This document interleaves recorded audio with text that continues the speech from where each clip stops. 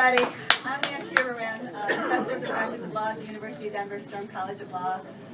I had the great honor of teaching a group of really dedicated second and third year students that really took the time to delve into this issue. The issue came to us, though, through Denver Homeless Out Loud and Western Regional Advocacy Project.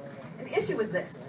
What does it really cost Colorado to criminalize homelessness? And really it was an empirical question that we took, which is Colorado criminalizing homelessness? And so we took that as an empirical question, and what we do with good lawyers and researchers do, which is we collected data.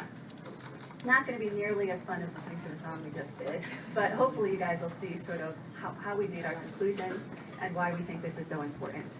So I'm here to introduce the students and to give you guys just an overview of what we're going to do today. It should last about a half an hour, and then we're going to leave lots of times for question and answers.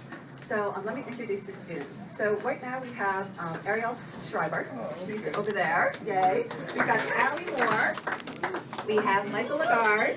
We have Becker Butler-Dines. We have Ellie Zweibel. We've got Kobe Webb. And so I'm going to introduce Allie Moore first. Allie's going to talk to us about the enactment of these ordinances and how we went about our research. Thanks.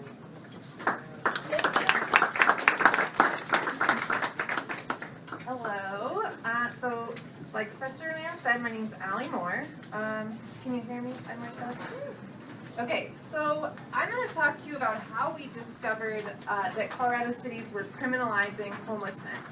So the first thing that we did was we set out to find Colorado's anti-homeless ordinances, and this is at the city level, so municipal laws.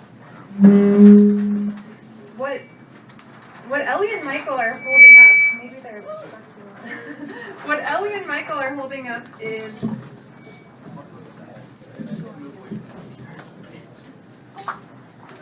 so these charts represent the 76 most populous cities in Colorado and their anti-homeless ordinances. So the way that we searched the city's municipal codes is we talked to members of Denver Homeless Out Loud.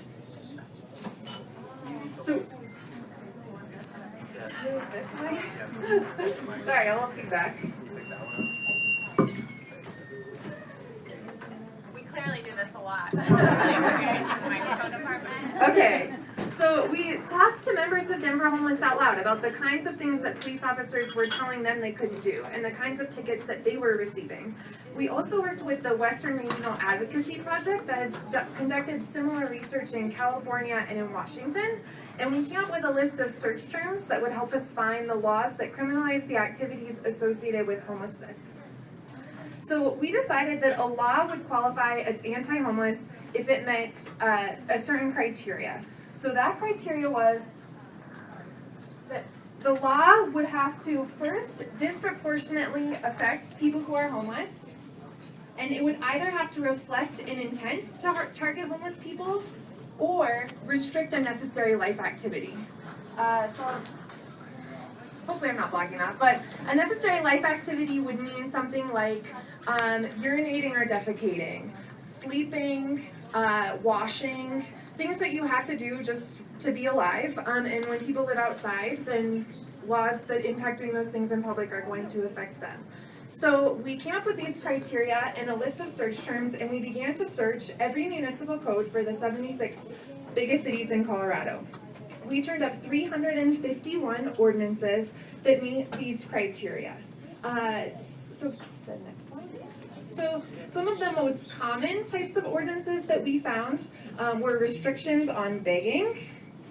Nearly every city has a law prohibiting public urination or defecation, and no cities have 24-hour publicly available restrooms. We also saw that laws prohibiting obstructing the sidewalk or laws prohibiting directly sitting or lying on the sidewalk were present in almost every jurisdiction. So if you check out our chart, and it works a lot better on the website, you can click through the links to read the text of each of these municipal ordinances, and you can see sort of they're categorized by the type of behavior that they prohibit. We saw a couple of trends as we opened and read every single one of these 351 ordinances. And we noticed that cities build momentum off one another. So when one city passes a camping ban, there would be records of other cities looking to that first camping ban and looking at that language and how it's implemented in the first city and deciding whether or not they want to expand that kind of law into their own city. There were a number of laws. One example is a law prohibiting loitering for the purpose of begging, which is just a ban on begging. And is almost certainly unconstitutional, as Allie will talk about. But dozens of cities use the exact same language as one another in their municipal codes. So once one city decides to make a law, it sort of starts a trend and it can spread the policy across Colorado, which is part of the reason we're talking about a state level law with the right to rest. And then another thing that we noticed that was troubling about these codes is that there were a lot of ordinances that were either unclear or overlapped with one another. So for example, a city might have both a law prohibiting obstructing the sidewalk and a law prohibiting sitting or lying in public. So someone who is sitting in public could be obstructed both for, or could be cited, both for obstructing the sidewalk if they're sitting on the sidewalk, and could be cited for sitting in public. So this is sort of a common situation that we saw, which both makes it difficult for people because the police have discretion to choose which ordinance they would like to enforce against you, and it's also problematic for us looking for public records because we're not exactly sure how cities are using their ordinances when they have multiple ordinances that criminalize the same behavior. So you can read a little bit more about each of those findings in the report if you like, but I'm going to turn it over to Michael, who's going to talk about the citations that were written under these ordinances we identified.